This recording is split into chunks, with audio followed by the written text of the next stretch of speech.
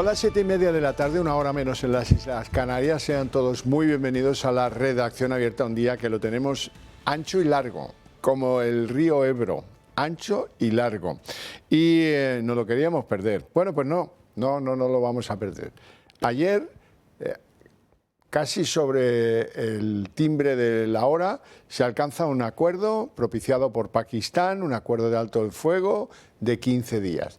Hombre, que es una cosa débil, pero bueno, es una señal de que todos confiábamos en que esto fuera una maravilla, ha pasado casi un día, todavía no, pero estamos ya terciando el día del acuerdo del alto el fuego.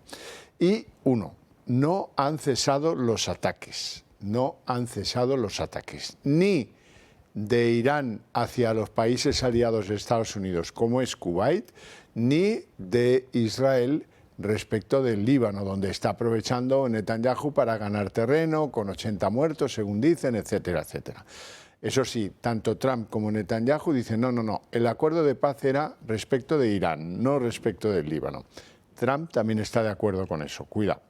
Bueno, entonces los dos grandes objetivos son que cesen los ataques, no se ha conseguido, es una evidencia que luego les vamos a demostrar, y dos, que, se recupere el paso franco por el estrecho de Hormuz, tan importante y tan estratégico por el que circulan el petróleo y el gas a raudales. Y eso tampoco se ha conseguido. Han pasado 2 barcos, sí, es verdad, pero no ha pasado ninguno más. Dice Irán que que sí, que bajo control suyo, que sí, pero que poco a poco, que quizás mañana o que tal vez pasado. Ese es el compromiso que tenemos sobre la mesa. Se va aclarando con el paso de las horas qué pasa con el enriquecimiento del uranio. Si los americanos consienten que los iraníes continúen enriqueciendo uranio o no. Ha dicho Trump que no lo van a consentir y que eso no consta en el acuerdo firmado entre las dos partes. Los iraníes, en la traducción al farsi, sí que decían que ellos van a seguir continuando con el enriquecimiento del uranio. Bueno, todo esto nos lo resume Alba Sánchez. A hora y media de que acabara el nuevo ultimátum lanzado por Trump a Irán, que amenazaba con destruir la infraestructura civil del país persa, el mandatario estadounidense comunicaba un giro en los acontecimientos, un alto el fuego de 2 semanas. Un acuerdo que el presidente afirmaba ser un gran día para la paz en el mundo y que junto con la desescalada en Hormuz podría permitir la reconstrucción de la nación iraní e incluso significar el inicio de una era dorada para la región. Algo que también confirmaba el ministro de Asuntos Exteriores de Irán en un comunicado, donde también informaba de que el restablecimiento del tráfico marítimo sería en coordinación con sus fuerzas armadas. Lo que dejaba entrever esta declaración es que la reapertura del estrecho y la relajación de las tensiones bélicas han sido posibles gracias a la participación de Pakistán y China como actores mediadores. Desde Islamabad, las conversaciones se han producido con las dos naciones principales en conflicto, ejerciendo de mediador principal desde que hace semanas se ofreciera a tener este papel diplomático que tanto Estados Unidos como Irán han agradecido por su labor diplomática. Unos movimientos que además han permitido restablecer y mejorar las relaciones entre la administración estadounidense y pakistaní y calmar la situación de dependencia de la energía importada. Por parte de China, su seguridad energética y una nueva escalada ponían en peligro en especial el suministro de crudo iraní, del que depende en gran medida, afectando a su industria y flujos comerciales. Por ello, el gigante asiático habría instado al régimen de los ayatolás a alcanzar esta tregua inicial, pues ambas naciones tienen una cierta dependencia la una de la otra. Eso sí, Israel, el tercer actor en conflicto, se ha desmarcado del acuerdo en el que inicialmente estaba incluido y donde el cese de sus operaciones en el Líbano no se contempla. De ahí que los ataques entre Irán y los israelíes no hayan cesado todavía. Con todo ello, el principio del fin parece ahora más realista que hace semanas, aunque habrá que esperar a este viernes 10 de abril para ver si las conversaciones de paz previstas llegan a buen puerto. Hemos dicho que Kuwait denuncia ataques con drones explosivos que provienen de Irán. Y ahora quiero que vean también, según fuentes iraníes, cómo han notificado ataques a la isla donde está una de las más importantes refinerías del país, en Labán. Bueno, pues estas son las imágenes que distribuye la agencia iraní de noticias. Mientras tanto, las dos partes, ¿en qué están? Pues hemos escuchado una rueda de prensa de Pete Hegseth, que es el secretario de la guerra norteamericano, diciendo que esto ha sido una victoria militar histórica y que era la única salida que tenían los iraníes. Y los iraníes, ¿qué han dicho? Pues que están eufóricos quemando banderas americanas y banderas de Israel porque, según ellos, pues esto es una gran victoria y va a implicar la retirada de los americanos, creen ellos que hasta de las bases de los países de la zona. Bueno, para hablar de todo esto y sobre todo de lo que no sabemos, que es la percepción que existe en Irán, vamos a conversar con don Hanif Ashiabani, que ya nos acompaña por conexión electrónica con el señor Hanif Ashiabani, es miembro de la dirección del Consejo de la Resistencia de Irán. Muy buenas tardes y gracias por atendernos una vez más. Buenas tardes, muchas gracias. Es un placer estar con ustedes. ¿Qué le parece al Consejo de la Resistencia de Irán este acuerdo? Pero yo creo que por el Consejo Nacional esto es algo muy importante porque como indicó la señora Rajavi, la presidenta electa del Consejo Nacional de la Resistencia iraní. Que es esta señora que vemos en pantalla ahora. Sí, que ella es la presidenta electa del Consejo para el periodo de transición hacia la transferencia de soberanía al pueblo iraní y para que la resistencia iraní, la verdad es que acoge una satisfacción del alto el fuego. Ella señaló que una paz duradera, tal como ha insistido la resistencia iraní durante los últimos 45 años, solo puede lograrse mediante el derrocamiento de la dictadura clerical absoluta, terrorista y belicista por parte del pueblo iraní y la resistencia organizada. Y, claro, el establecimiento de una república democrática. Y asimismo, yo creo que podemos confirmar que la verdad es que este régimen no va a ser, porque hemos visto durante la guerra que no van a ser derrocados con una intervención militar extranjera y que el cambio debe venir desde dentro de Irán por la parte del pueblo iraní, su resistencia. Y claro, nosotros esperamos que el fin de las hostilidades cree el espacio político necesario para que el pueblo iraní pueda respirar y pueda salir en las calles, expresar claramente su ira, su deseo que han mantenido durante muchos años, que es el derrocamiento de este régimen. Y claro que los mulás ya no pueden seguir reprimiendo la población bajo la niebla de la guerra, es lo que fueron antes. Bueno, sabemos que el elegido, Mojtaba Khamenei, el hijo del líder supremo, está en estado grave e incluso inconsciente en un hospital de la ciudad sagrada de Qom. La pregunta es, ¿quién manda ahora en Irán? ¿Es verdad que hay una pugna dentro del régimen entre los más radicales y otros que están por pues estudiar vías de acercamiento a las posiciones de Occidente? Yo creo que claro que el régimen es una crisis grave, porque han perdido mucho de sus personas importantes durante esta guerra. Yo no puedo entrar en los detalles concretos, pero no hay duda que el régimen ha sufrido golpes devastadores. Y no solo, digamos, en la culpa de la guerra revolucionaria, pero también en sus fuerzas activas en todo Irán. Y claro que tampoco no hay dudas que múltiples de las cosas que dieron lugar a los grandes levantamientos de Irán antes, claro, estamos teniendo 5 grandes levantamientos desde 2017, estos siguen presentes y se han agravado con la destrucción provocada por la guerra. Y así el régimen debe rendir cuentas ante el pueblo. Es que los dirigentes actuales están muy, digamos, no tienen esta unidad que antes con el Khamenei, el padre, porque el hijo no tiene el mismo, digamos, peso, no tiene la misma autoridad religiosa ni tampoco político. Y evidentemente esto solo va a agravar la situación interna y el régimen es hoy mucho más débil y vulnerable que antes del inicio de esta guerra. Eso es muy claro. Y todo indica que el equilibrio de fuerzas se inclina a favor del pueblo iraní y claro, va a ser un periodo mucho más difícil para el régimen.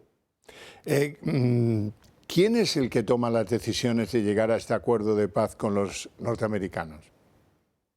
Pero hay un grupo de miembros de Guardia Revolucionario que, claro, por ejemplo, el jefe de Pastarán, que después, porque unos de ellos murieron en la guerra, pero pues los han reemplazado.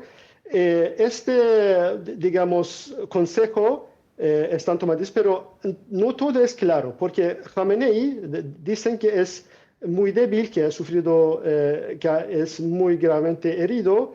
Esto puede ser en serio, esto puede ser no, porque no tenemos muchos detalles. La verdad es que con la apagón digital en Irán hoy, no es todo muy claro. Pero lo que va a pasar, todos los problemas que antes de la guerra, que durante la guerra, que el régimen lo ponían por culpa de la guerra, hoy no pueden hacerlo más. Y hoy, desde hoy, va a ser un periodo de dificultad de entre ellos. Y así van a tener muchas dificultades de lograr al mismo punto de unirse con mismos ideas, porque sin Khamenei el padre, la situación va a ser muy difícil en Irán.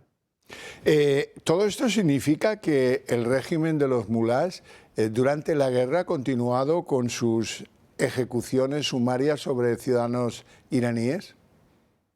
Sí, sí. La verdad es que la guerra fue una muy buena excusa que el régimen pudo usar para cometer los crímenes lo más atroces que la atención internacional no lo tomó en cuenta. Por ejemplo, en un crimen sin precedente desde casi 2 años, la semana pasada, estamos hablando de sábado, domingo y desde el principio de la semana pasada, desde el lunes, que justo cuando el régimen se prepara para aceptar alto el fuego, ejecutaron a 11 presos políticos de edad entre 18 y 66 años. Ellos fueron acusados de intentar obtener armas para derrocar el régimen, para organizarse, y 6 entre ellos eran miembros altamente cualificados de las unidades de resistencia de la Organización de los Mujeres del Pueblo, incluso ingenieros, abogados y antiguos presos políticos. Y uno de ellos, que se llamó Vahid Bani Amirian, un ingeniero élite con formación de gestión de 33 años, había grabado un mensaje muy valiente desde prisión en el que afirmaba: no temo morir si eso es lo que se necesita para liberar a mi país. Y en los días también previos a su ejecución, él y sus compañeros grabaron canciones revolucionarias que posteriormente se difundieron por redes. Esto ha provocado una oleada de coraje increíble, una admiración que anima al pueblo iraní a levantarse y organizarse más. Así que el número de ejecuciones políticas en periodo tan corto no tiene precedente en los últimos años. Bueno, pues esperanzador lo que usted nos cuenta. Le quiero agradecer vivamente sus opiniones en este programa, señora Siabani, y le agradezco mucho este ratito que nos ha dedicado. Un fuerte abrazo. Muchas gracias y abrazo a usted. Hasta pronto. Bueno, pues esto es lo que les podemos ofrecer de conocedores, de gente con sus propias fuentes en Irán. Como comentaba este hombre, pues es muy difícil saber cosas de fondo porque hay un apagón de todas las redes. Es muy difícil conocer algo que no sea la verdad oficial que quieren el régimen de los ayatolás que conozcamos. El resto, pues no sabemos si vive o no vive Mojtaba Khamenei. No sabemos si va a estar en condiciones de gobernar el país después de ser elegido. Tampoco tiene mucho sentido que le eligieran si estaba tan grave. Empeoró. No sabemos nada. No sabemos nada. Si acaso, gracias a contactos como el que han escuchado ustedes, sabemos que continúan las ejecuciones, que incluso se han avivado. sobre texto de la guerra y del oponerse a la guerra, y esto pues determina un recrudecimiento de la represión en Irán que es bastante innegable. Hay que saber también, porque algunos pacifistas de estos del sector pijo progre hablan de la ONU, pero es que la ONU no ha autorizado, es que la ONU no... Miren, la ONU no funciona desde hace pues entre 40, 50, 60 años. No sé, yo no tengo memoria de tanto, no sé si llegó a funcionar en algún momento. Imagino, quiero creer que sí, pero desde que se creó un Consejo de Seguridad en el que algunos países tienen derecho de veto, pues esto es absurdo, porque cosa que perjudica los intereses de alguno de ellos, la vetan, y ya está. Sepan entonces que tanto China como Rusia vetaron una resolución de la ONU para ordenar o instrumentar la apertura, la reapertura del estrecho de Hormuz. Nada más que eso, nada más que eso. Pero bueno, claro, China, que sería uno de los grandes beneficiados, vetó esta resolución. Y a Rusia le conviene que esté cerrado el estrecho, eso es más lógico. Y desde luego los dos van a actuar siempre contra los intereses de Estados Unidos. Bueno, hasta aquí lo que honestamente les podemos contar de un conflicto del que es difícil estar bien informados. Vamos a Europa. En Europa, en un país polémico para la Unión Europea, que es Hungría, se celebran elecciones este próximo 12 de abril, el domingo. Orbán, dicen algunos que no es el favorito. Para otros va a ser, entendemos que va a ser muy difícil que alguien le gane las elecciones a Orbán. En cualquier caso, lo que queremos contar es que el vicepresidente norteamericano J.D. Vance visitó Hungría ayer para apoyar en un mitin a Viktor Orbán. Y lo que vino a decir es que el único que se ha enfrentado con coraje en Europa a todo lo que la Unión Europea pretende imponernos para desnaturalizarnos, pues que ha sido este hombre que ven en pantalla, Viktor Orbán, que se somete el domingo al escrutinio de lo que va a ser el futuro de Hungría. El país que le ha plantado cara a Europa, el país de los que han sufrido más las represalias europeas por haber hecho su propia política en materias como la inmigración, por ejemplo. Bien, podemos escuchar a J.D. Vance en su ruta por Budapest. Lo que ha ocurrido en este país, lo que ha ocurrido en mitad de estas elecciones es uno de los peores ejemplos de injerencia extranjera en unas elecciones que jamás haya visto o haya leído sobre. Los burócratas en Bruselas han intentado destruir la economía de Hungría, han intentado hacer a Hungría menos independiente energéticamente, han intentado elevar los precios para los consumidores húngaros y han hecho todo esto porque odian a este tipo.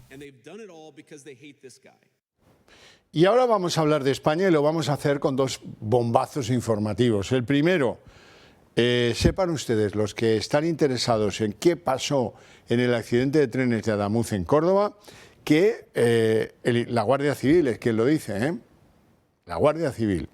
Los sistemas de Adif detectaron una rotura en los carriles, en la vía del tren, 22 horas antes del accidente. Pero ocurre que a Adif no le saltó la alerta por un problema de configuración de sus sistemas de alarma. Eso lo dice la Guardia Civil. Bueno, mientras tanto, los investigadores que sirven al juzgado de Montoro, que es quien instruye la causa, ya han descartado cualquier tipo de causa posible, ya tienen las cajas negras, saben lo que tienen que saber desde el punto de vista técnico y han descartado cualquier cosa que no sea la rotura del carril o la rotura de la soldadura que se hizo de forma defectuosa en la renovación o presunta renovación de las vías a su paso por Adamuz. Entonces, bueno, pues sabiendo eso, casi como que no me digan más, porque está bastante claro que aquí ha habido pues una falta de celo por parte de Adif, que fueron incapaces de interpretar como rotura lo que constaba en la medición como una leve caída de voltaje de la corriente del raíl. Bueno, pues si la alarma automática no se activó, el fallo es del gestor de la infraestructura ferroviaria. Esto es ni más ni menos que Adif. Y a mí me llama muchísimo la atención que pasaran 22 horas sin que nadie al menos se acercara a mirar. ¿Qué pasa aquí? Aunque fuera visual, 22 horas dan para eso y para mucho más. Pero bueno, la cosa va avanzando. Puede que incluso este juzgado parece que se lo ha tomado muy en serio, me parece muy bien, es su obligación, pero que lleguemos a saber de quién es la responsabilidad del accidente que acabó con la vida de 46 personas. No es poco, ¿eh? Bien, segundo bombazo informativo de la jornada. Hoy hemos conocido los audios de las llamadas de las compañías operadoras, qué sé yo, Endesa, Iberdrola, las que sean, a la operadora de la red de alta tensión española, que es Red Eléctrica Española. Y ahí hay mensajes que dicen, uy, ha sido muy gordo, ¿habéis visto todos lo que ha pasado hoy? Es decir, 3 meses antes de que se produjera el famoso apagón, en Red Eléctrica ya tenían las orejillas como los galgos de caza, así porque les llamaban a diario y les decían cosas como estas, oye, que lo de hoy ha sido muy gordo, ¿te has dado cuenta de que está fallando algo? Es más, el nuevo paquete de llamadas conocidas ya dibuja un escenario en el que algunos operadores le dicen a Red Eléctrica, oye, si baja la aportación de las centrales nucleares o si se deciden a cerrarlas, nos vamos a dar un tortazo del diablo. Eso lo dicen los operadores a Red Eléctrica. Y Red Eléctrica, que es una de esas empresas colonizadas por exministros socialistas, se lo calla. Y España se va a oscuras. Bueno, pues esa es la conclusión. Vamos a ver esto segundo que les digo. Tenemos la imagen, hoy lo publica, creo que es de Objective, que publica que Red Eléctrica alertó 21 días antes del apagón de que cuidado porque algún día nos la vamos a pegar si hay un apagón, si las centrales nucleares dejan de aportar al conjunto del sistema lo que tienen que aportar. Y sí que nos la pegamos, ya lo creo que nos la pegamos. Bueno, y de ahí nos vamos a hablar de la droga, porque tengo yo mucho interés en que conozcáis algunas cosas del día de hoy. Con esto de la droga todos los días hay fiesta. Bueno, es una cosa muy rentable, produce muchos beneficios, sirve para comprar voluntades del más pintado y eso ha conducido a que la sociedad española sea esclava, además de Hacienda, que nos roba. Hacienda sí que nos roba, como dicen los catalanes. Hacienda ens roba. Pues además de Hacienda nos están robando la vida las narcoorganizaciones, que están por todas partes y estoy dispuesto a demostrarlo. Hoy Vizcaya, oye, Vizcaya tampoco, pues Vizcaya, en Vizcaya hoy han desmantelado mediante una serie de registros pues un centro de aprovisionamiento y reparto de la droga conocida como Speed. Y también, pues por si acaso el mercado del speed en algún momento no era del todo satisfactorio, tenían marihuana, tenían hachís, todo dispuesto para la venta. Bueno, consecuencia de la operación, 7 detenidos. Si este es el no parar. Es el no parar. Una operación, por cierto, del Cuerpo Nacional de Policía, en Vizcaya. Esto es el no parar. Yo les voy sacando ejemplos porque me sirven para ilustrar ante ustedes, para implorarles que hagamos algo para que este país cambie, se endurezcan las condenas, se creen juzgados especiales, fiscales especiales y se fortalezcan las penas para los funcionarios públicos que nos traicionan a todos y que se hacen colegas del narco. Por dinero, obviamente.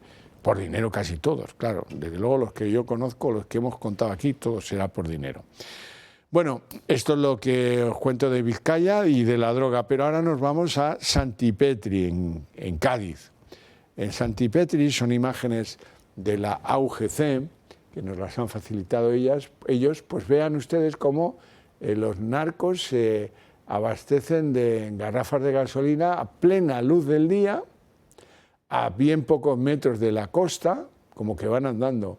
Esto que ven ahí, que es bien escandaloso, que viene a reflejar la falta de control que tenemos de nuestras costas, algo muy lamentable, sabiendo además que pues esa zona es muy próxima a las costas marroquíes, costa de Cádiz, pues ya me dirás.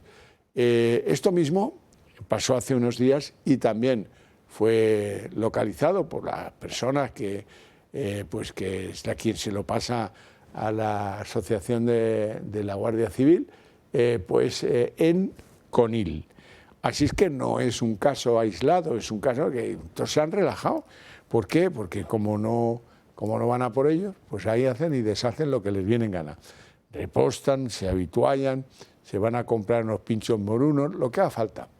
Lo que haga falta. Y ahí está, en el tiempo que convenga. No hay que ir con nocturnidad y con prisas, no.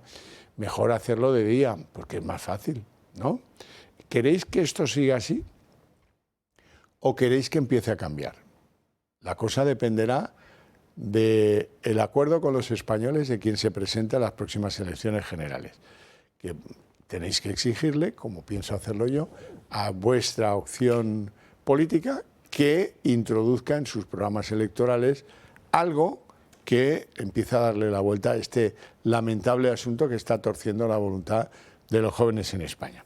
Nos vamos a ir a publicidad. Antes que eso, permitidme que os recuerde pues que si ya habéis llegado a la conclusión de que compartimos ideas y queréis ayudarnos para que esas ideas se trasladen más rápidamente al conjunto de la sociedad española, hay dos formas de hacerlo. La primera es haceros miembros del Club de Amigos del Toro Televisión. Y la segunda es que, aprovechando la normativa fiscal, os planteéis hacernos un donativo a la fundación de esta casa. Si así decidís hacerlo, que sepáis que en la declaración de la renta del año actual, que se formulará el año que viene, podréis deduciros un elevado porcentaje de esa donación, en torno al 80%. ¿Cómo hay que hacerlo? Detalles concretos. No os cortéis un pelo. Llamar al teléfono que aparece ahí en pantalla, 91 616 2464, preguntar lo que necesitéis saber y ahí os lo van a contar con mayor precisión de la que yo soy capaz. Me piden, eso sí, en el Club de Amigos que os recuerde que ya está muy cerquita el ciclo de conferencias que han querido titular como Locos por el Quijote. Es un ciclo de conferencias en el que vais a descubrir cientos de cosas relativas al Quijote. Vamos a repasar algunos de los capítulos más brillantes de la obra de Cervantes, su ironía, su contexto, qué explicaciones da a cosas que se estaban produciendo en la sociedad en aquellos momentos, en fin, y ese juego entre realidad y ficción que tanto caracteriza a la novela moderna representada por el Quijote. El ciclo de conferencias y de charlas sobre el Quijote arrancará el miércoles 15 de abril a las 19:30 y siempre a esa misma hora, todos los miércoles hasta el 20 de mayo, tendrá lugar el ciclo Locos por el Quijote. Puede seguirse por online, es decir, no hace falta vivir en Madrid para seguir el ciclo. Eso sí, lo que hace falta, tanto para seguirlo presencialmente, que me dicen que pues está muy concurrido, lo que sí hace falta, tanto online como presencial, es reservar la plaza. Y eso se hace pues escribiendo a las redes sociales del Club de Amigos o llamándoles por teléfono al teléfono que dije antes, que es perfectamente apropiado para ello. Nos vamos a publicidad. ¿Y si mañana se va la luz otra vez? Que no te pille por sorpresa. Con las baterías de Comunidad Solar, tu casa sigue funcionando aunque falle la red eléctrica. No necesitas placas solares ni instalaciones complicadas. Solo conectar, almacenar y tener energía lista cuando más la necesitas. Seguridad, ahorro y tranquilidad, incluso si vives en un piso. Entra en comunidadsolar.es, sección baterías, y protégete sin complicaciones o llama al 980 28 12.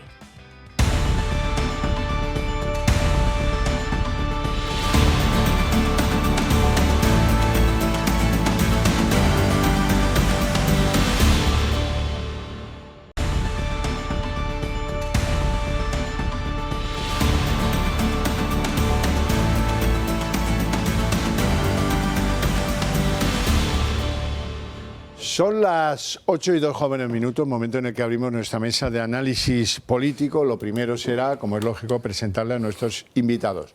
Don José Ramírez, muy buenas tardes. Buenas tardes. Diputado de Vox en el Congreso, diputado por Córdoba. Eso es muy importante en esta mesa hoy, hombre, en esta porque mesa... hay un predominio cordobés importante. Don Manuel Pino, hombre, eminente jurista, vicepresidente del Club Liberal Europeo, taurino... Club Liberal Español. Club Liberal Español. Bueno, yo le puedo ascender. Europeo también. Si usted me deja, yo lo asciendo. Taurino de pro. Sí, señor. Ya mismo estamos en temporada. Bueno, ha empezado la temporada del Domingo de Ramos. E ilustre cordobés. Ilustre cordobés. O sea que cordobés, hoy, por lo menos. Hoy, Roberto, estamos fastidiados, no ganamos ninguna votación en esta mesa. No pasa Don nada. Roberto Grandal. No hay que votar, no hay que votar. Buenas tardes. Periodista y, sin embargo, buena persona. Hay de todo en el periodismo, ¿eh? Y una de las mentes más preclaras de este oficio en su, digamos, elemento más juvenil. Sí, cada vez menos juvenil porque es una cosa que se pasa con el tiempo. Me estaba contando, don Roberto, antes que se burlaba de un supuesto baño de masas de dos personajes de su tierra. Oye, que aquí el que esté libre de culpa que eche la primera piedra, ¿no? Yo tampoco puedo presumir de mis paisanos, pero bueno, Adriana Lastra y Adrián Barbón. Y Adrián Barbón, que es el señor este que manda en Asturias. Por desgracia. Y se daban un baño de masas. ¿Cuántas eran esas masas? En la comida en la calle en Avilés, decía, apareció hace un sol y eran 3 o 4 juntos ahí.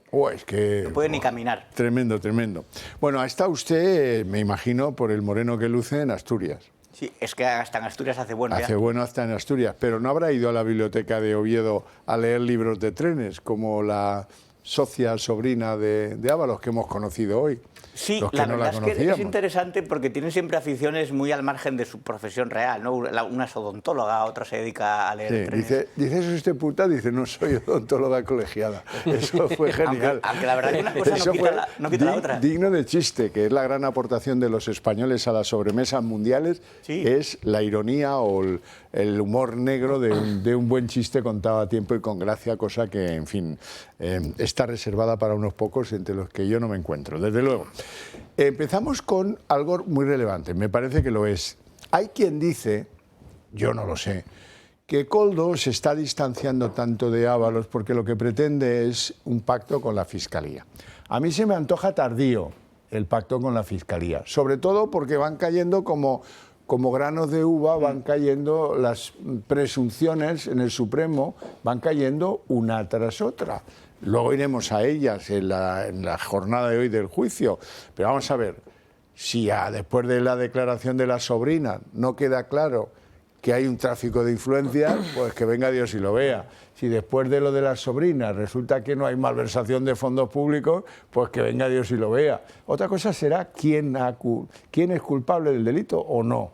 Pero si después del tío de los sobres que iba a Ferraz, como el que va al cajero, sí. Necesito pam pam, y se llevaba de manos de Celia o de no sé quién o de la otra sobres con cantidades ingentes de pasta, pues eso no, como dice Bolaños, no tiene que ver con la financiación del PSOE, pues que venga Dios y lo vea. ¿Tardío el pacto con la Fiscalía o estamos? Ha tenido tiempo ya de hacerlo. Él está en una estrategia ahora que quiere culpar de todo a Ábalos y hacer un pacto con la Fiscalía, cogiendo las aguas de su estancia en Navarra con Cerdán y los asuntos que conoce de Cerdán, ponerlo a disposición de la Fiscalía y lo que no se sepa, pues poner algo en la mesa que realmente tenga interés para la Fiscalía para esclarecer los delitos, ¿no? No sé si todo ese equipaje lo tiene él, pero vamos, la estrategia es que él quiere culpar a Ábalos y decir que todo lo que hizo, lo hizo por orden y por indicación de su autoridad, que era el ministro, el secretario de organización del PSOE. Pero por ese lado ya está todo muy clarito. Pero ¿no? eso es muy difícil porque toda la rama navarra, ahí no estaba Ábalos, estaba él con Cerdán, y ahí hay un grupo de obras que tenía el listado, que lo han cogido, donde ya venían con algunas actividades hechas ya en Navarra antes de que lo cogiera, sí. Que lo cogiera Koldo. Entonces, eso puede interesar más, ¿no? Claro, es que ahí a lo mejor esa parte pues puede que tenga más interés para la Fiscalía, ¿no?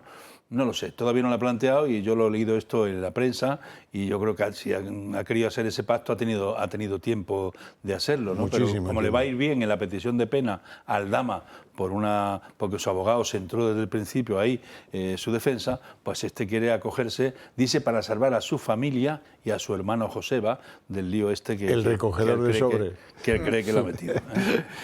Don José. Bueno, sí pienso que es un poco tardío. O sea, es un momento muy avanzado del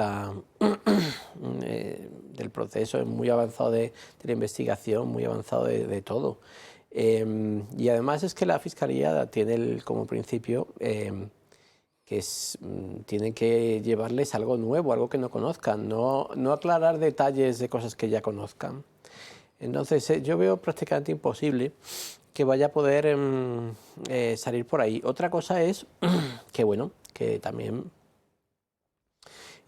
acabamos de empezar a ver por dónde va esta estrategia, si realmente este hombre tiene información que no conozca en este momento la Fiscalía y relevante y la saca, pues bueno, eso podría dar un vuelco a su situación, pero en principio, con lo que conocemos y con lo que hemos visto que ha estado haciendo hasta la fecha, no tiene pinta de que eso vaya a servirle. Otro aspecto, don Roberto, en el que sí podría contribuir Koldo es en que no se vayan de rositas ni la señora Francina Armengol ni Ángel Víctor Torres, porque si alguien conoce cómo se forzó la situación para que compraran las mascarillas más caras del mercado a la par que las más inútiles del mercado, eso lo consiguió Koldo, eso está clarísimo. ¿Cómo funcionaba ese intríngulis? Que ellos han eludido con una cosa que a mí me parece una vergüenza, que es que por ser ministro o por ser presidente de las Cortes puedas no someterte a interrogatorio en el Tribunal Supremo. Me estáis contando. Claro, es que esto se llama, a pesar de todo lo de las sobrinas o amigas entrañables, o esos eufemismos que estamos acostumbrados a oír ya desde la época de Juan Carlos I, que decía que tenían amigas entrañables, es el caso Mascarillas. Se llama así, aunque debería llamarse el caso PSOE realmente, porque lo que se juzga es la estructura criminal del clan del Peugeot.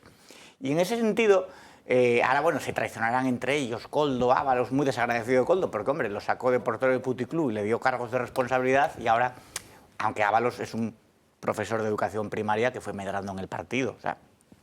Pero, por ejemplo, Jessica reconoció que recibió dinero, que cobró sin trabajar y que tuvo un piso gratis. Que no es gratis, o sea, que todo eso lo pagaba el contribuyente, no es que Ábalos se lo regalara porque fuera muy generoso. Dije, toma, vete a Plaza España o vámonos de viaje. Entonces... Cobraba incluso dietas en las empresas públicas en las que trabajaba, ¿eh? Cuando iba de viaje juicio, hemos visto aspavientos dramáticos, ¿no? Uno se echaba las manos a la cabeza, Ábalos hacía así como tal. Y a mí me gusta la España del esperpento, de verdad, desde Valle Inclán hasta Berlanga.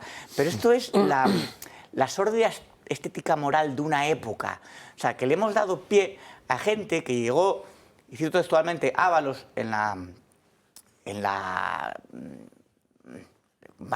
cuando fue en contra de Rajoy la moción de censura. La moción de censura. PSOE.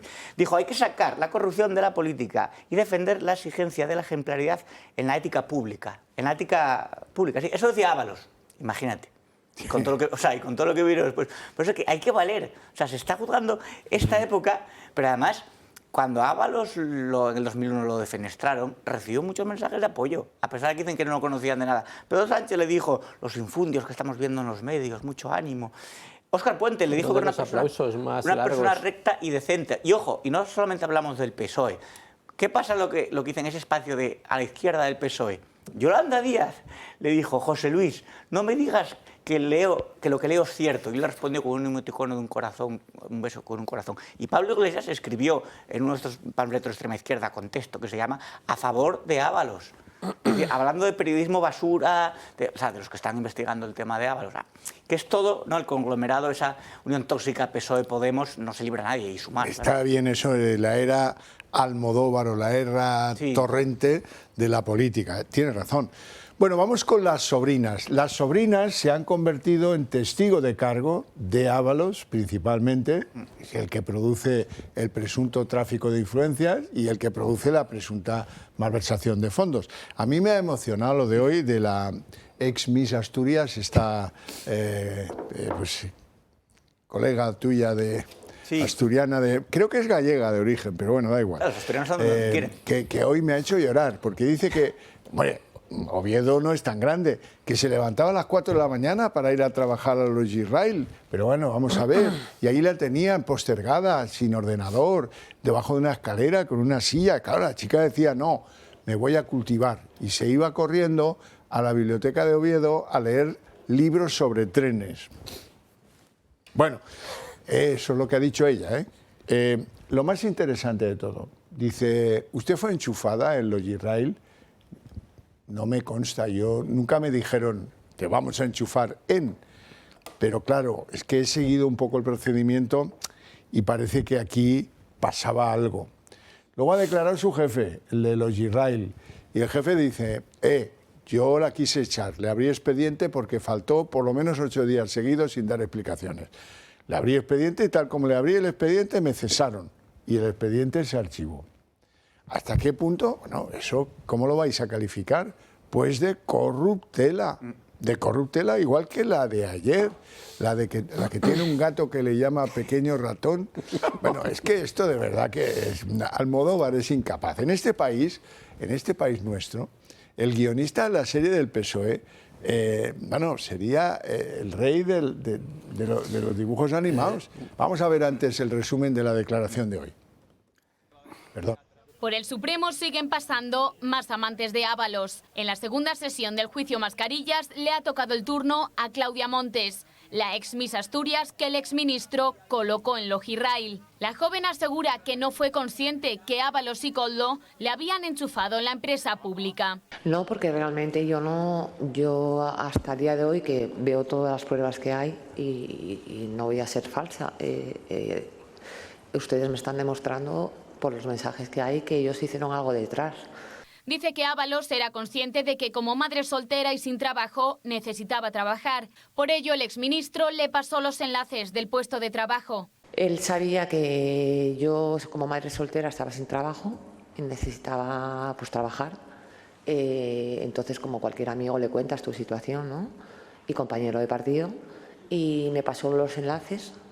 Y accedí, mi candidatura la presenté como encargada. Montes también ha negado que se ausentara de su puesto de trabajo. Dice que lo que hacía era ir a la biblioteca de Oviedo, siempre en horario laboral, a leer libros sobre trenes. Y lo que hacía era en la biblioteca de Oviedo, ir a coger libros y aprovechar y leer. Sin embargo, esta postura contrasta con la declaración del exdirector gerente de Logirrail, José Ángel Menéndez, que ha recordado que inició un expediente disciplinario por la ausencia prolongada de Claudia Montes, una decisión que hizo que lo destituyeran y que se archivara el expediente. Lo cierto es que las declaraciones de las amantes de Ábalos no están dejando a nadie indiferente. Claudia Montes dice que no sabía que había sido enchufada en una empresa pública, mientras que otra de las amantes de Ábalos, Jessica Rodríguez, ha confirmado que cobraba sin ir a trabajar. Vivía también en un piso de lujo pagado por la trama y viajaba de forma frecuente con Ábalos a costa del erario público. Rodríguez declaró en la primera sesión del juicio y preguntada por si se dedicaba a la prostitución,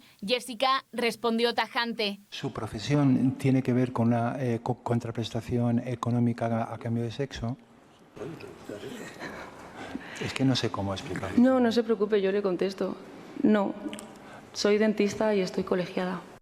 Justificó además que Ábalos pagará su piso de Plaza España debido a la dificultad que, según ella, supone buscar piso en Madrid con un gato. Una de las cosas que me preocupó bastante era lo del tema del piso, porque yo estaba estudiando la carrera y sí que es cierto que sabemos todos cómo están las cosas en Madrid como para poder conseguir un piso, y además por él también adopté un gato y evidentemente pues si ya es difícil encontrar piso, imagínate con un animal. Pero vamos a ver. Es que esta Jessica me puede, no voy a entrar en asuntos escabrosos, pero me puede porque hay que tener mucho cuajo para ir al juicio de las mascarillas con una mascarilla puesta. Hija, pero es que no tienes nadie en tu familia que te diga, deja hacer el payaso y da la cara, si a la otra le ha ido fenomenal dar la cara, ¿o no? Hombre, ha ido con vestida de negro como un escarabajo. Sí. De Semana Santa. Como si fuera de Semana Santa o como si fuera a un funeral de la persona más querida de su familia, ¿no? Como un escarabajo. El gato va a ser el gato. Pero luego ella presuntamente la hemos visto, o por lo menos se han publicado en prensa, portales de citas donde venía ella identificada, y eso ha estado en los periódicos mucho tiempo, cuando la amiga de Ábalos parece que cobraba hasta por irse de viaje con el ministro y exigía que no le habían pagado la contraprestación acordada a Ábalos, y que le debía no sé cuánto y tal, y había ahí una relación de intereses muy clara, ¿no? De dietas, sí.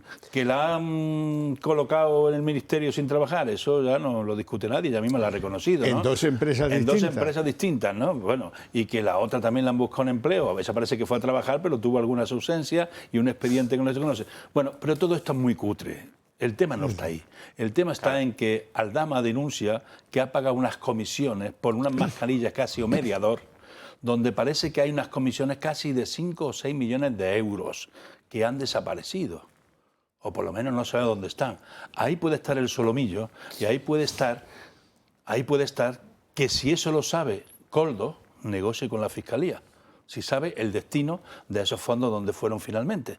Porque claro, esto no está en que pagó el piso en la plaza, eso es una cutre, que colocó a una niña y que le pagaba un piso a un empresario amigo. Aquí es que se han comprado las mascarillas, y la mayoría inservibles, dentro del ámbito del ministerio que presidía Ábalos. Y la ha comprado Adif, y la ha comprado Renfe, y la ha comprado el Ministerio de Interior, y la ha comprado la Comunidad Autónoma de Baleares, y la ha comprado la Comunidad Autónoma de Canarias, con importes millonarios a precios del momento, que era tal, y luego parece que no han servido, y parece que se pagaron unas comisiones, por lo menos eso dice el comisionista, que lo tenía como un empleado más del ministerio allí, y tenía este aparcamiento en la plaza de los funcionarios en el Ministerio de Transporte, y este señor ha dicho que él iba con sobre y que le pagaba en el domicilio, que le daba dinero a Ábalos y que le daba dinero tal, de esta contraprestación de las mascarillas. Pues claro, ahí es donde está el tema. El tema no está en que en la distracción, si esta chica antes se publicitaba en portales de sexo y hoy es odontóloga colegiada. Pues usted, no sé, el tema no está ahí. El orden no sabemos cuál era. El tema está las comisiones, sí, que no pero dinero, ¿no? cuidado porque aquí hay dos delitos que tiene que perseguir el Supremo. Uno es el tráfico de influencia y otro es la malversación. ¿Sí? Y eso ya va a ser difícil que el tribunal no arremeta por ahí. La petición de pena de la Fiscalía está bien. Severa, sí. El escrito de apertura del juicio oral ya dice los delitos y ya dice quién y las penas. Cuando se abre el juicio oral es porque ya está eso muy, muy, muy decantado, y ahí saldrán cosas que ya veremos. Yo lo que temo es que no va a salir nada por estos silencios de la pasta de verdad dónde está. O lo dice Aldama, si lo sabe, o lo tiene que decir Koldo Ábalos, si lo sabe. Bueno, yo creo que hay un problema muy grave en España, que es que el Partido Socialista ha sido capaz durante muchísimos años de colocar a sus corruptos y de cuidar a sus corruptos. O sea, incluso en las primeras tramas de corrupción que hubo en Cataluña y que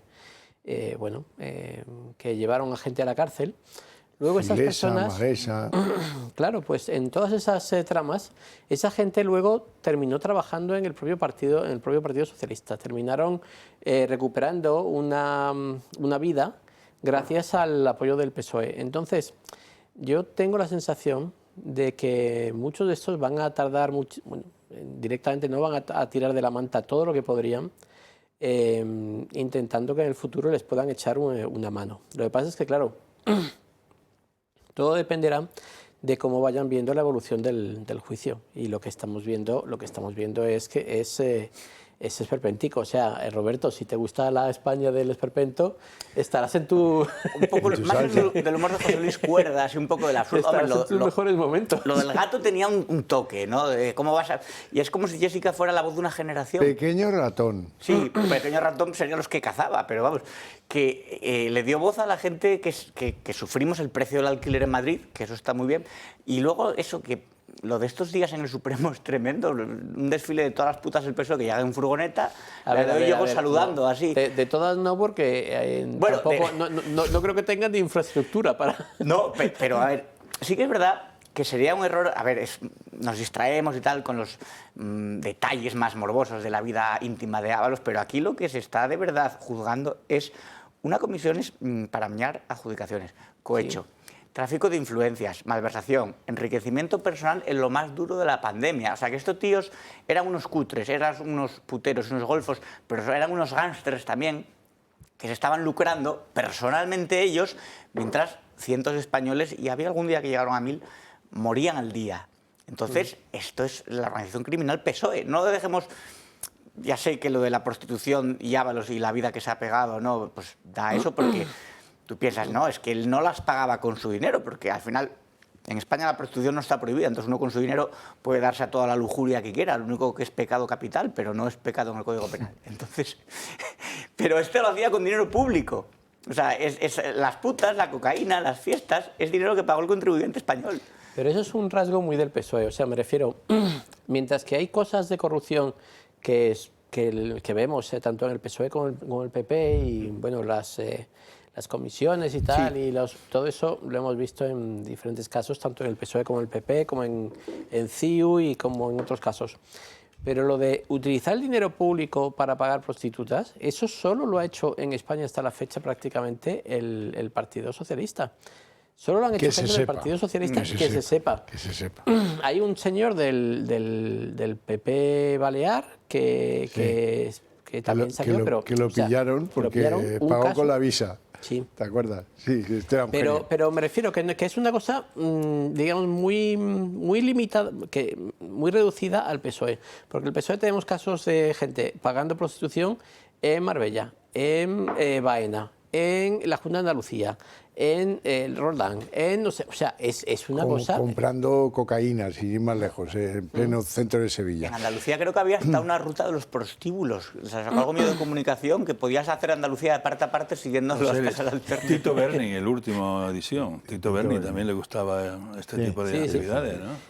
Salió foto, ¿no? A vosotros, de todas maneras... Y Roldán, me acuerdo de Roldán también. Sí, pero para vosotros tiene hasta su parte casi jocosa, pero yo es que veía a este señor, a Ábalos, impartiendo doctrina de hombre honrado, de rectitud, de tal... De principios éticos y morales. Sí, y cada vez que salía un tema de prostitución, que la legislatura pasada salieron muchísimas veces, porque los traía el PSOE, y los traían generalmente pues una diputada joven de León, Fernández, que sacaba siempre esta chica a hablar de esos temas, y cada vez que se ponía a hablar es que el Congreso entero se ponía así a mirar a Ábalos, porque es que aquello era público. O sea, no estábamos hablando de una cosa que saliera después cuando la investigación.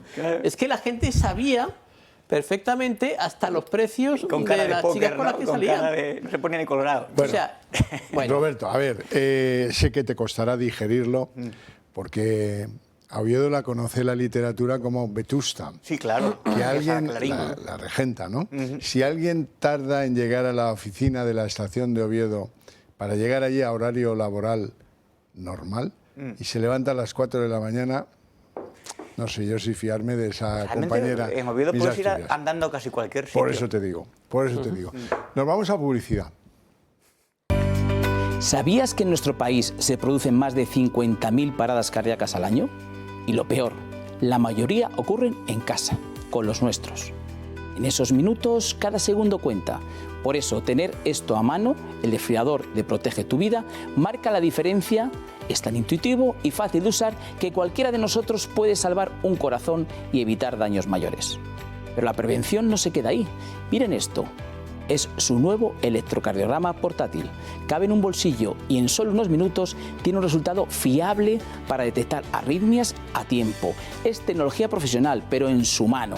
No esperes a que sea tarde. Llama al 900-730-061, consigue ambos productos, protege tu vida y la de quienes más quieres. 900-730-061.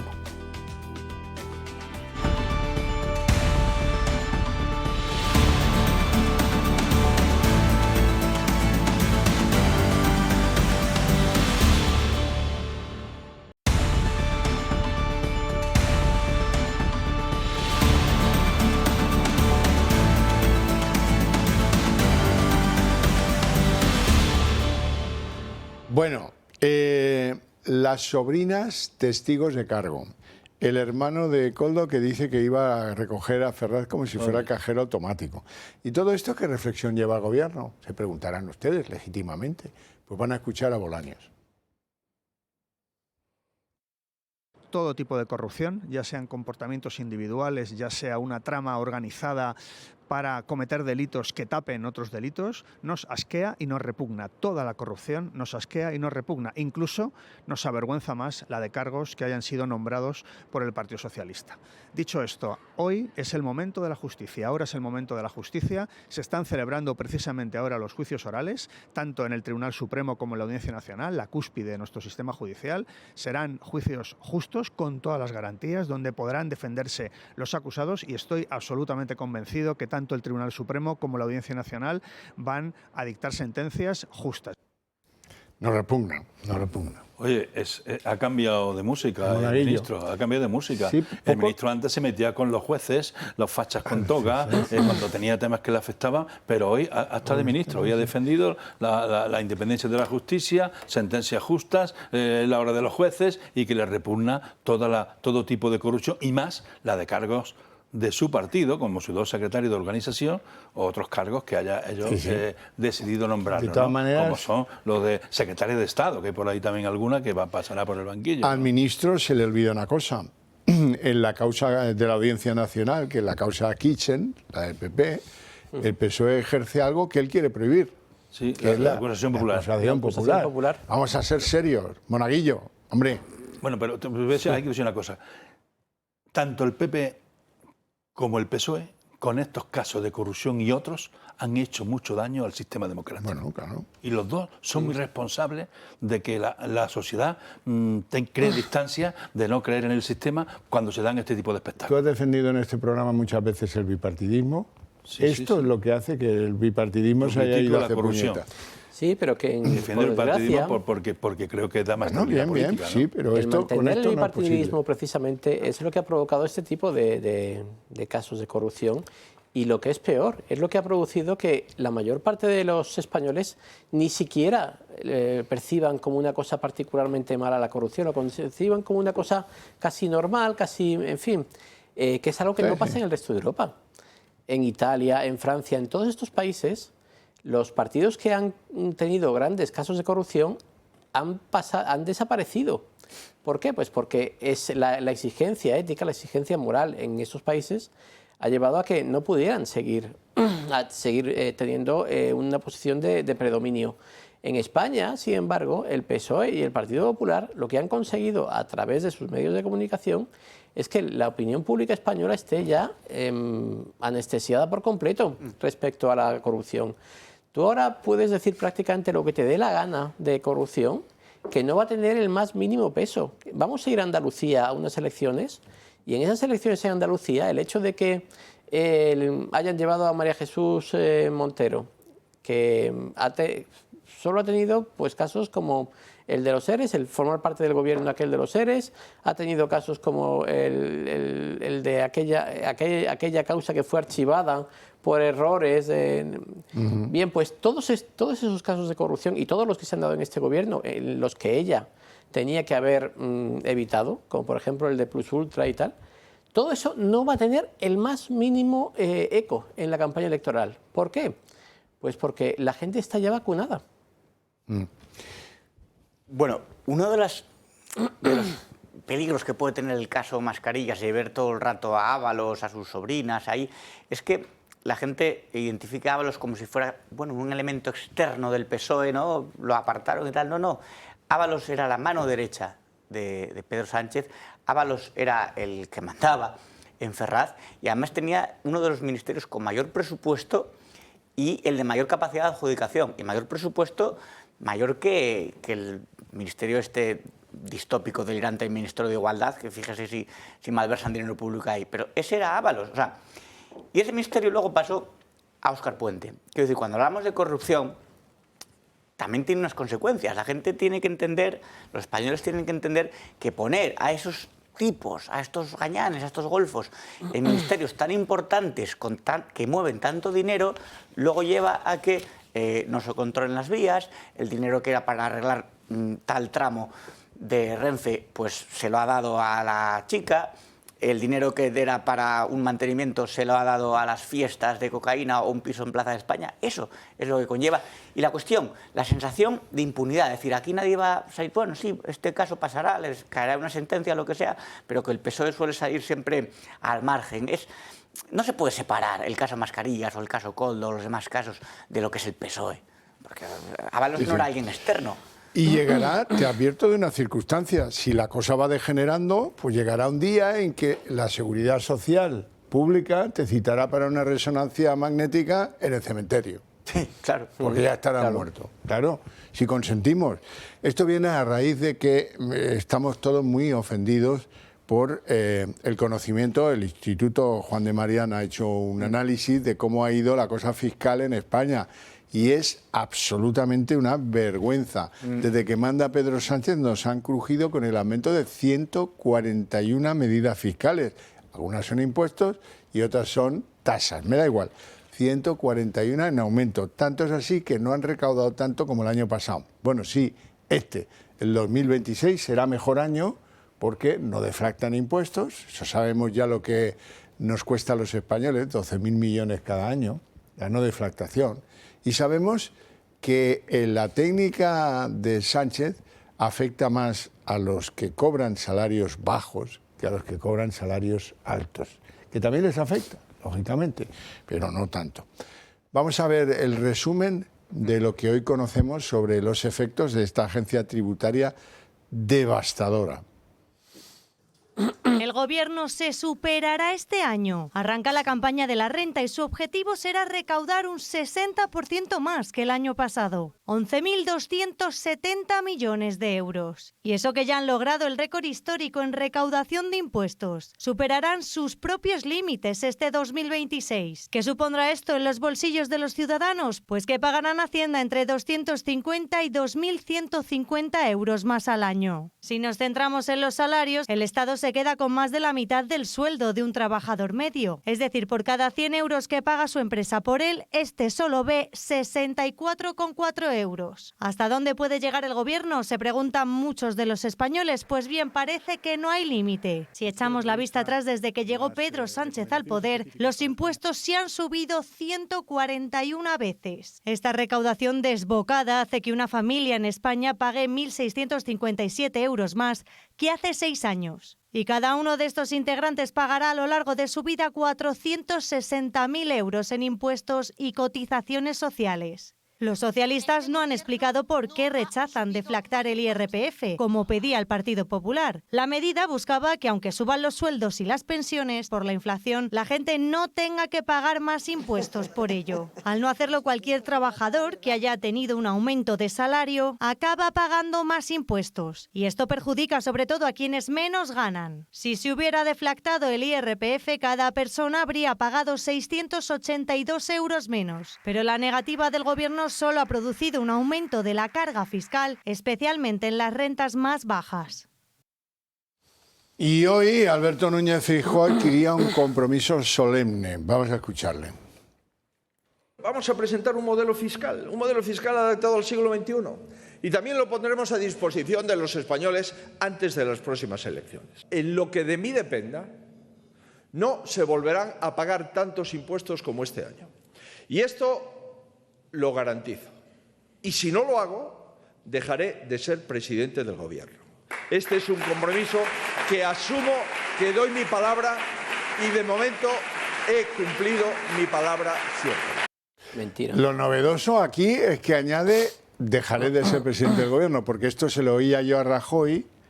¿Y qué hizo Rajoy cuando llegó? Subirlos todos. Con aquel Cristóbal Montoro, que ahora es una ursulina comparado con estos socialistas. El país estaba a punto de la intervención. ¿Y ahora no?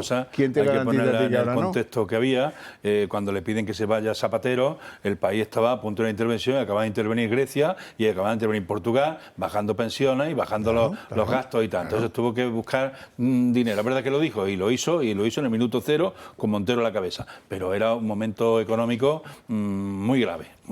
Pero ¿puedo yo desconfiar a partir de ese momento de las promesas que haga un líder del PP en materia de impuestos? Pues hombre, yo en principio pienso que sí. ¿En materia de impuestos o en materia de aborto? Porque ese señor, Mariano Rajoy, también se presentó a las elecciones diciendo una cosa e hizo otra. Ese mismo señor se presentó a unas elecciones en Galicia prometiendo un modelo bilingüe, un modelo en el que ibas a poder elegir el español, y no se volvió a acordar del tema nunca más, después de ganar las elecciones. Ese hombre tiene un historial muy negro de promesas electorales. Entonces, entre que su partido tiene un historial malo y que él tiene un historial también muy malo, pues hombre, tenemos pocas razones para creer que eso pueda ser cierto. Y como además lo que prometan hoy no tiene ningún peso para lo que digan dentro de 6 meses, yo estuve, por ejemplo, en el tema de la eutanasia, el discurso que hizo Echaniz en el Congreso fue brillante, fue un gran discurso el que hizo un representante del Partido Popular. Tan bueno como el que hizo mi compañera Lourdes Méndez Monasterio. Bueno, pero las palabras de Lourdes Méndez Monasterio a día de hoy siguen vigentes. Y en cambio, el discurso del Partido Popular acerca de la eutanasia, simple y llanamente, en la campaña electoral, Feijóo dijo que modificaría algunos aspectos, pero que lo mantendría. Entonces, el problema que hay con el Partido Popular es de falta de crédito. O sea, no tiene ninguno para sus promesas electorales. Yo ahí, Pepe, discrepo contigo. Vamos a ver, vosotros tenéis el tiro cambiado y si vais con ese discurso a las elecciones andaluzas, seguro que tendréis el resultado menos que el que esperáis, porque el enemigo no es acabar con el PP para quitarle el sitio al PP en ese discurso que está instalado desde Vox.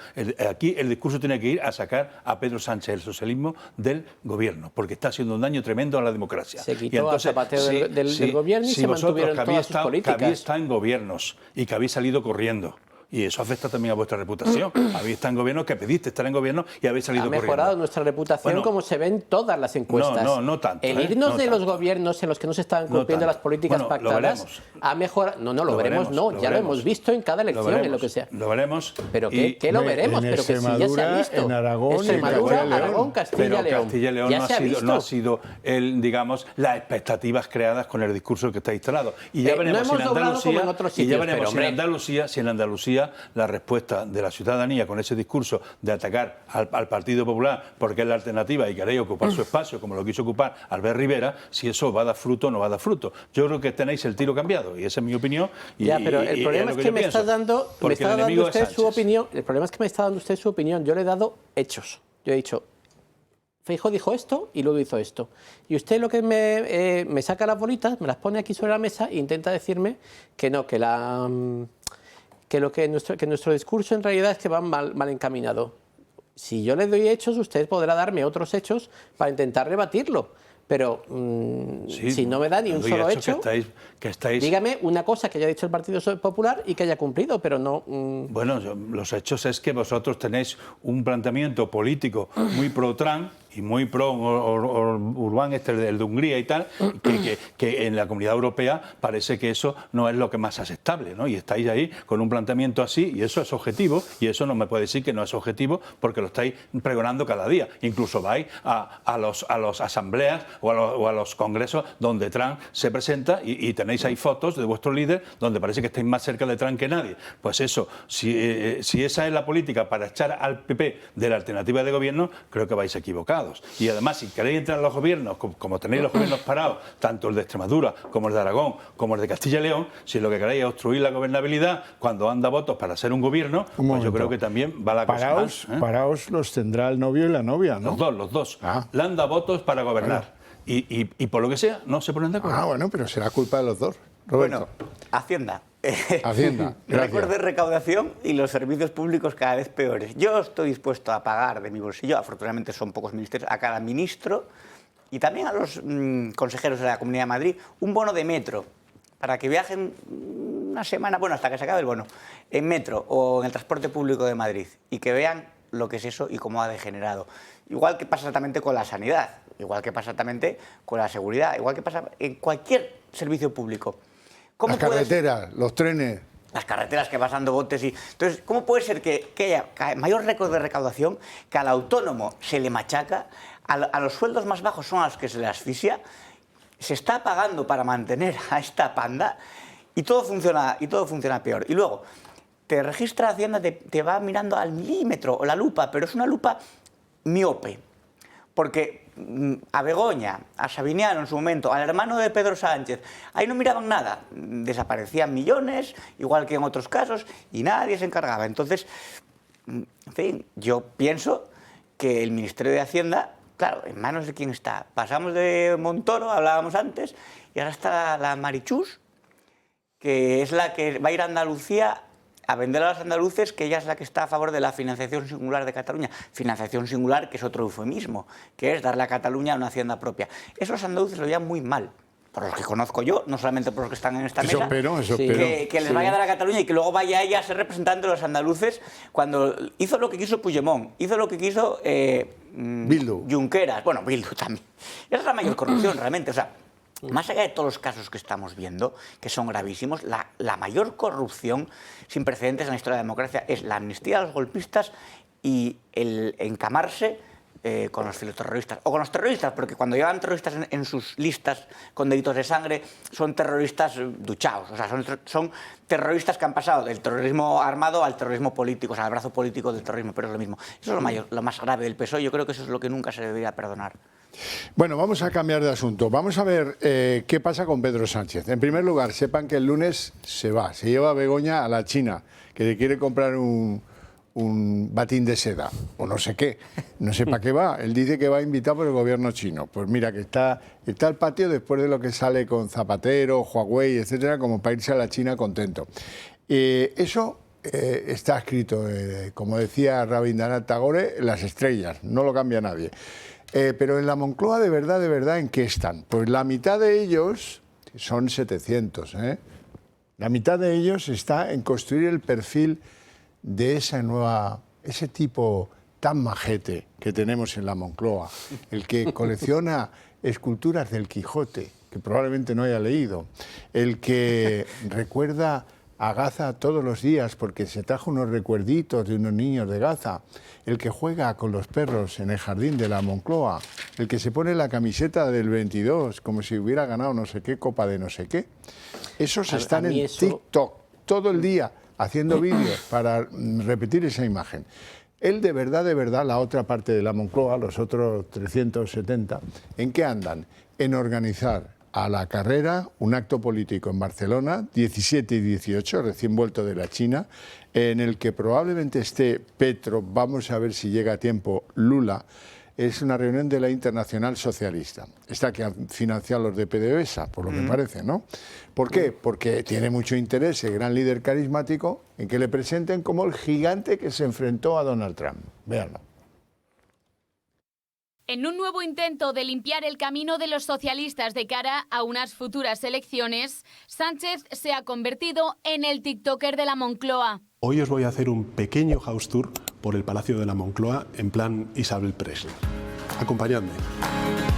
Una técnica comunicativa que ha conquistado a más de 800.000 personas en redes sociales, donde el presidente te enseña su colección de figuras del Quijote. Y la tercera es este Quijote, como otros tantos que tengo en el despacho, porque suelo coleccionar Quijotes. Te da consejos sobre clásicos españoles. De lectura para aquellos que estéis interesados en lo tecnológico. Sobre qué música escuchar. De canciones y de música, pues bueno, he visto que este año 2026 un grupo que sigo bastante, que se llama Depresión Sonora, acaba de sacar una nueva canción que se llama Cómo será vivir en el campo. O qué rutas en el campo hacer. Pues espero que os haya gustado esta rutita. La verdad es que hay que hacer deporte siempre, hay que huir de la vida sedentaria y sobre todo estar en contacto con la naturaleza. Pero una de las situaciones más singulares de la política actual es cómo Pedro Sánchez nos ha mostrado el dato de afiliación en España. España tiene el mejor equipo. Por primera vez, España alcanza los 22 millones de afiliados y afiliadas en alta en la Seguridad Social. Juntos y juntas, hacemos el mejor país posible. Una serie de videorecopilaciones diarias con numerosos mensajes escondidos, como por ejemplo el apoyo del gobierno a los gazatíes. La segunda es un regalo muy especial, y es esta botella que me regaló un niño refugiado de Gaza. Pero toda estrategia tiene un porqué. Moncloa trata de construir una nueva identidad del presidente que tenga más alcance entre la gente joven, un rango de edad que precisamente tira más a la derecha. PP y Vox superan el 50% de los votos entre los menores de 30 años. Y al mismo tiempo, otra parte de la Moncloa se enfrenta en la Internacional Socialista que se celebrará en Barcelona los próximos 17 y 18 de abril. Movilización histórica, según el PSOE, en la que Sánchez tratará de reunir a Lula, Petro y otros líderes progresistas con el objetivo de escenificar su ofensiva política, convertirse en el gigante que se enfrentó a Donald Trump. Una Internacional Socialista que, sin embargo, llega marcada por las sospechas de corrupción que rodean a la propia organización desde hace varios meses. Roberto Granda. Bueno, los países progresistas con Petro y compañía, o con Díaz-Canel, donde fueron todos estos de viaje, es curioso porque realmente ahí los únicos que progresan son los que se van, ¿no? El que se va de Colombia, el que se va de Venezuela, el que se va de Cuba. Pues los progresistas son otras esas palabras que hemos metido en nuestro vocabulario, como el espacio de la izquierda del PSOE, que es la extrema izquierda, o sea, no es otra cosa. Pero bueno, Sánchez, bueno, yo estoy prácticamente seguro de que no leyó el Quijote, y si lo leyó no lo entendió, o sea que da igual.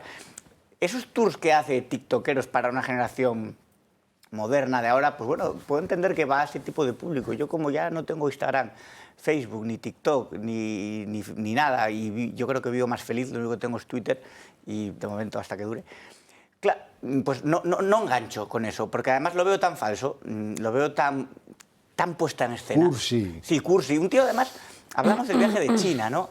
Claro, yo no sé si realmente nos interesa, probablemente sí, pero no sé si nuestro sitio es al lado de Trump, con el conejo ese grande que tenían el día de Pascua, que aquello parecía una película de David Lynch, ¿no? Se estaba amenazando a Irán y estaba el conejo al lado ahí, una cosa. Pero lo que sé es que no podemos estar del lado de China, del lado de Venezuela, del lado de Irán, que te felicita, porque Irán es los que financia a Hamas, a Hezbollah y a los hutíes en Yemen, ¿no? Hamas felicita a Pedro Sánchez de qué buena visión has tenido, gracias, ¿no? O del lado de Cuba, donde al final fue el que fue vicepresidente con Pedro Sánchez, ¿no? Que fue allí Pablo Iglesias a decir, mirad qué bien se vive aquí en un hotel de 5 estrellas. Un hotel de 5 estrellas. Desde la terraza del hotel decía, qué bien se vive en Cuba. Entonces, no creo que ese sea el sitio donde España debería estar. Las películas, estas que es ahora, le hicieron una película de autobombo, una productora que le ha dado mucho trabajo en televisión española, que no se han atrevido ni a sacarla. No. Así sería. No, así sería. Así sería. Hicieron una autobombo, una productora de las que trabaja con televisión española, y no sé cuánto estuvo la vida del presidente en la Moncloa, y no se han atrevido a ponerla en escena. Y respecto a la Internacional Socialista, bueno, pues esto es el Grupo de Puebla y el Foro de San Pablo, y es todo el comunismo populista latinoamericano, donde hemos puesto la política exterior española, y los que han promocionado a Sánchez para esto, incluso parece que financiando su ascenso a presidente de la Internacional Socialista, la socialdemocracia que quieren rehabilitar, donde están ahí lo que había en Alemania, lo que había en Francia, lo que hay en Alemania que todavía queda. Pobre Helmut. Socialistas, pues no va nadie del socialismo este que él quiere, socialdemocracia. Van ahí estos populismos donde él van a estar encantados, porque lo de Trump, con lo que ha pasado en Venezuela, pues tanto encantado de ir contra Trump que se logró, ¿no? Yo hay dos cosas que me gustaría destacar de este asunto. El primero, que la Internacional Socialista es un organismo tan corrompido, tan corrupto ya a estas alturas, que hasta el PRI mexicano, se fue porque dijo que era un sitio de lavado de dinero, de lavado de dinero negro. O sea, era demasiado corrupto para el PRI. O sea, no sé qué más se puede decir de una institución para decir que eso debería estar cerrado.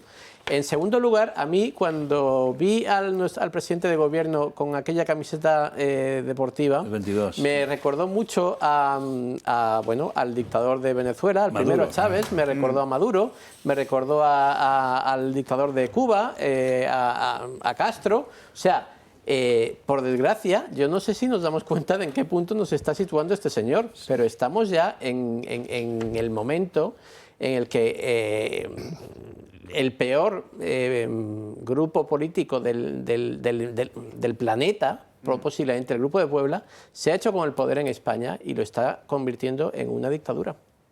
Estamos ahí desde Zapatero y Moratinos y no hemos salido. El giro lo da Zapatero con Moratinos, el que nos pone a todos estos líos, por eso tenemos que haber salido de ahí. Y luego ya Zapatero, que ha estado ahí permanentemente fomentando esto, ¿no? No me digáis que no es tierna la imagen. Este es un regalito que me hizo un niño, Gazatí, Uy, qué bonito todo.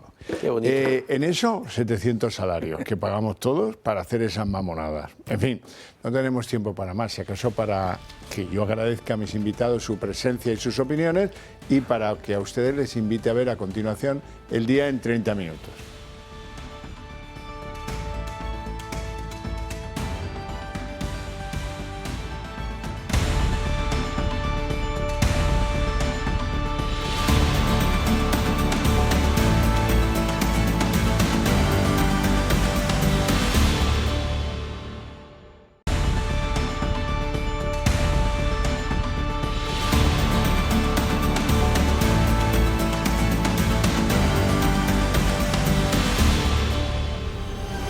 El Día en 30 minutos. 2 de las llamadas sobrinas de José Luis Ábalos han dejado claro en el Supremo que gracias a su influencia consiguieron empleos en empresas públicas donde unas trabajaban poco y las otras nada.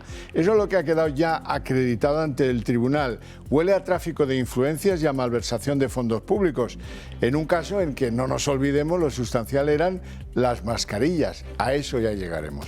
Claudia Montes asegura que ni Ábalos ni Koldo llegaron en ningún momento a hablar de enchufarla, pero que de los mensajes intercambiados entre ambos se deduce que sí, que algo debieron de hacer por detrás. Un exdirectivo de la filial de Renfe, en la que trabajó durante 3 años la asturiana, asegura que le apartaron, que le cesaron después de que éste intentara abrir un expediente a Claudia Montes por no acudir a su puesto de trabajo. Por el Supremo siguen pasando más amantes de Ábalos. En la segunda sesión del juicio Mascarillas le ha tocado el turno a Claudia Montes, la ex Miss Asturias que el exministro colocó en Logirrail. La joven asegura que no fue consciente que Ábalos y Koldo le habían enchufado en la empresa pública. No, porque realmente yo hasta el día de hoy que veo todas las pruebas que hay y no voy a ser falsa. Ustedes me están demostrando por los mensajes que hay que ellos hicieron algo detrás. Montes también ha negado que se ausentara de su puesto de trabajo. Dice que lo que hacía era ir a la biblioteca de Oviedo, siempre en horario laboral, a leer libros sobre trenes. Y lo que hacía era la biblioteca de Oviedo, ir a coger libros y aprovechar y leer. Sin embargo, esta postura contrasta con la declaración del exdirector gerente de Logirrail, José Ángel Menéndez, que ha recordado que inició un expediente disciplinario por la ausencia prolongada de Claudia Montes, una decisión que hizo que lo destituyeran y que se archivara el expediente. Lo cierto es que las declaraciones de las amantes de Ábalos no están dejando a nadie indiferente. Claudia Montes dice que no sabía que había sido enchufada en una empresa pública, mientras que otra de las amantes de Ábalos, Jessica Rodríguez, ha confirmado que cobraba sin ir a trabajar. Vivía también en un piso de lujo pagado por la trama y viajaba de forma frecuente con Ábalos a costa del erario público. Rodríguez declaró en la primera sesión del juicio y preguntada por si se dedicaba a la prostitución, Jessica respondió tajante. Su profesión tiene que ver con una contraprestación económica a cambio de sexo. Es que no sé cómo explicarlo. No se preocupe, yo le contesto. No, soy dentista y estoy colegiada. Justificó además que Ábalos pagará su piso de Plaza España debido a la dificultad que, según ella, supone buscar piso en Madrid con un gato. Y sí que es cierto que sabemos todos cómo están las cosas en Madrid como para poder conseguir un piso y además por él también adopté un gato y evidentemente pues si ya es difícil encontrar piso, imagínate con un animal. Una de las hipótesis que se ha reabierto en estas primeras sesiones del juicio del caso de las mascarillas es la de la financiación irregular del Partido Socialista. Ayer el hermano de Koldo García aseguró que había acudido hasta en 2 ocasiones a la sede de Ferraz, a la sede del Partido Socialista, a recoger sobres con dinero que le dio una colaboradora de Koldo García. Hoy el ministro de Justicia, Félix Bolaños, ha tratado de quitarle hierro a estas declaraciones y asegura que las cuentas socialistas están más que auditadas. Todo lo que hemos conocido hasta la fecha, todo nos lleva a pensar que no ha habido ningún tipo de financiación irregular en el seno del Partido Socialista. Son cuentas que están validadas, estudiadas, analizadas por el Tribunal de Cuentas, por auditorías internas, por auditorías externas, por la nueva Secretaría de Organización, que incluso están entregadas desde el año 2017 a la justicia. Las sobrinas de Ábalos han resultado ser testigos de cargo más que otra cosa de la corrupción imperante en ese misterioso, nebuloso mundo del ministerio que presidía José Luis Ábalos, el de Transportes. Hoy es la ex Miss Asturias, Claudia Montes, la que ha sido bastante precisa en su contratación pública por parte de Logirail, una empresa del ministerio. Dice, sí parece que había algo detrás. Ha sido bastante honrada dentro de todo. Ella dice que nunca le dijeron que la habían enchufado o que la iban a enchufar, pero que entiende que por lo que lleva demostrada la causa, las conversaciones que han aparecido, esto de que le permitieran en horario laboral dedicarse a leer libros de trenes en la biblioteca de Oviedo, pues que algo había, ¿eh? Su jefe en Logirail dice que le llegó a abrir expediente porque no justificaba largas ausencias de más de 8 días de su puesto de trabajo. Pero hacerlo y cavarse la tumba. Lo cesaron y el expediente se perdió en la noche de los tiempos, mientras ella seguía cobrando. Claudia, que se considera amiga política de Ábalos, fue beneficiaria de un fraude a la hacienda pública, al erario público, porque cobraba de una empresa del Estado controlada por Ábalos sin tener derecho a hacerlo. Eso es corrupción, ya que entraña el delito de malversación de fondos públicos. La otra sobrina, la de ayer, Jessica, también dejó claro que en el Supremo que fue enchufada está en 2 empresas públicas, en INECO y en Traxatec, ambas bajo el manto del Ministerio de Ábalos, como siempre. Allí llegó a cobrar hasta las dietas cuando acompañaba en los viajes oficiales al ministro cuando se iba de parranda. Así que con Jessica hay al menos 2 presuntos de malversación de fondos, 2 delitos presuntos de malversación de fondos, o a lo mejor uno continuado, no sé cómo lo valorará esto la justicia. Y luego está lo del hermano de Koldo, Joseba. Este recibía sobres con dinero en la sede de Ferraz. El gobierno lo elude sin explicación puntual ninguna sobre a qué obedecían esos pagos que le entregaba a Celia. Y lo que nos queda todavía con este juicio, porque a lo mollar no hemos llegado. Las mascarillas. Ahí aparecen Armengol y Ángel Víctor Torres como los que podrían irse de rositas en este quilombo que organizaron para vender mascarillas a precio de lujo y siendo inservibles para cualquiera de las administraciones públicas que las compró. Y el presidente de Forestalia ha dimitido de todos sus cargos después de haber sido detenido el pasado mes de marzo en una trama de presunta corrupción medioambiental. Le relevará como director general su hijo de tan solo 28 años. Fernando Samper, así se llama, el ya expresidente de Forestalia, declaró esta misma semana en el Senado, donde reconoció vínculos con el socio de Cerdán, con Anchón Alonso, y con altos cargos del gobierno. Dimite el presidente y fundador de Forestalia, Fernando Samper, en plena investigación judicial en el presunto caso de corrupción ambiental. Se le investiga como principal acusado de haber pagado millonarias mordidas a altos cargos del gobierno para construir sus parques eólicos. Decide renunciar a su cargo un mes después de ser detenido en una operación de la Guardia Civil relacionada con las irregularidades en los contratos medioambientales y solo 2 días después de su comparecencia en el Senado, en una de las ramificaciones del caso Koldo, donde admitió que se reunió con el exsecretario de Organización del PSOE, Santos Cerdán, y con la ministra para la Transición Ecológica, Sara Agesen. Estuve en una reunión con Santos Cerdán a través del señor Anchón Alonso. Solamente estuvimos con Sara Agesen, que estuvimos en Moncloa, vi al presidente a través de un cristal. Para la policía, Samper habría sido el tronco central de la presunta red de permisos para construir parques eólicos y solares. Una pieza clave en la investigación son las declaraciones de los empleados que contaron cómo altos cargos, tanto del Ministerio para la Transición Ecológica como de la Administración aragonesa, cambiaron informes negativos, presionando a trabajadores o apartando a funcionarios para conseguir informes favorables para los proyectos de Forestalia. Eso sí, a cambio de mordidas. Ahora coloca en su lugar a su hijo Ricardo Samper. Será el nuevo responsable del gigante de las renovables. La noticia la ha trasladado la propia compañía aragonesa. Según el comunicado, esta decisión se toma para garantizar la estabilidad en un futuro y el desarrollo de los proyectos en marcha. La investigación abierta en el Senado lo que nos explica es que hubo conversaciones bastante tiempo antes entre el operador eléctrico, Red Eléctrica, y las empresas del sector, en las que se advertía de que, oye, que estamos teniendo una oscilación muy bestia. Todo eso pasaba 3 meses antes del apagón y se expone con toda claridad que si se desmantelan las nucleares vamos a tener un punto de inflexión que nos va a mandar al suelo. Y al suelo llegamos el día del apagón, el 28 de abril de 2005. Casi un año después, la investigación parlamentaria abierta al respecto parece que arroja un poquito de luz sobre este teatral asunto y que los operadores reaccionaron con absoluta pulcritud, no tanto así Red Eléctrica. Si saltan los grupos, nos quedamos a cero. Hoy ha sido muy exagerado, una oscilación muy bestia. Lo tendrán que escalar. Hoy ha sido muy gordo, lo habéis visto todos los distribuidores.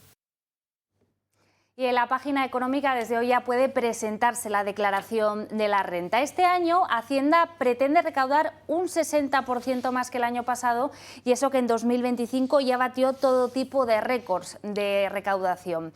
María Jesús Montero es ya exministra de Hacienda, pero su herencia va a estar patente en esta declaración de la renta. Las rentas medias pagarán 350 euros más por su decisión de no deflactar el IRPF. El Gobierno se superará este año. Arranca la campaña de la renta y su objetivo será recaudar un 60% más que el año pasado, 11.270 millones de euros. Y eso que ya han logrado el récord histórico en recaudación de impuestos. Superarán sus propios límites este 2026. ¿Qué supondrá esto en los bolsillos de los ciudadanos? Pues que pagarán Hacienda entre 250 y 2.150 euros más al año. Si nos centramos en los salarios, el Estado se queda con más de la mitad del sueldo de un trabajador medio. Es decir, por cada 100 euros que paga su empresa por él, este solo ve 64,4 euros. ¿Hasta dónde puede llegar el Gobierno? Se preguntan muchos de los españoles. Pues bien, parece que no hay límite. Si echamos la vista atrás desde que llegó Pedro Sánchez al poder, los impuestos se han subido 141 veces. Esta recaudación desbocada hace que una familia en España pague 1.657 euros más que hace 6 años. Y cada uno de estos integrantes pagará a lo largo de su vida 460.000 euros en impuestos y cotizaciones sociales. Los socialistas no han explicado por qué rechazan deflactar el IRPF, como pedía el Partido Popular. La medida buscaba que, aunque suban los sueldos y las pensiones por la inflación, la gente no tenga que pagar más impuestos por ello. Al no hacerlo, cualquier trabajador que haya tenido un aumento de salario acaba pagando más impuestos. Y esto perjudica sobre todo a quienes menos ganan. Si se hubiera deflactado el IRPF, cada persona habría pagado 682 euros menos. Pero la negativa del Gobierno solo ha producido un aumento de la carga fiscal, especialmente en las rentas más bajas. En la página internacional, casi un día después del frágil acuerdo de 15 días de alto el fuego entre Estados Unidos, Irán y patrocinado por Pakistán y por China también, pues resulta que se evidencia esa fragilidad en cada paso que damos. Los aspectos centrales del acuerdo están en duda. ¿Por qué? Porque el principal era el cese de los ataques. Irán dice que han sido atacadas sus instalaciones en la base de Labán y que, consecuencia de eso, ha atacado con drones explosivos territorio y lugares estratégicos en Kuwait. El segundo aspecto del acuerdo, que parece que tampoco está muy claro que se vaya a cumplir, es la reapertura del estrecho de Hormuz. Hoy han pasado por allí 2 navíos, es verdad, pero Irán dice que, aunque sea bajo su control, la reapertura definitiva del paso estratégico por 15 días, tal vez se produzca mañana o pasado mañana, que no lo saben. Y Donald Trump no ha tardado en atribuirse el mérito de este alto el fuego temporal con Irán. Asegura que se trata de una victoria total que Irán llevaba suplicando desde hace semanas. El presidente de Estados Unidos ha presumido en sus redes sociales de que el país persa ha pasado por un cambio de régimen, dice, muy productivo. Asegura también en ese mensaje que el objetivo ahora de la Casa Blanca es que no haya enriquecimiento de uranio en la República Islámica y que para ello trabajará junto a Teherán para excavar y retirar todos los restos nucleares que se enterraron tras los últimos ataques de Estados Unidos y de Irán del pasado ya mes mes de junio de 2025. Lo cierto es que Teherán, por el momento, no se ha pronunciado sobre estas informaciones y, en concreto, sobre esa disposición a no enriquecerse de uranio.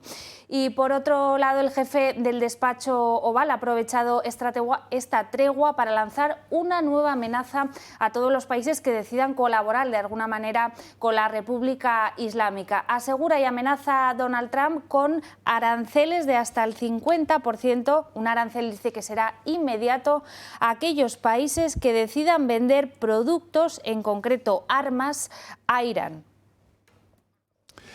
Israel, por su parte, posición bien distinta. Por un lado, acepta el alto el fuego entre estadounidenses e iraníes, pero por otro dice que en nada les afecta a su presión sobre el Líbano, cosa en la que, por cierto, está de acuerdo Donald Trump.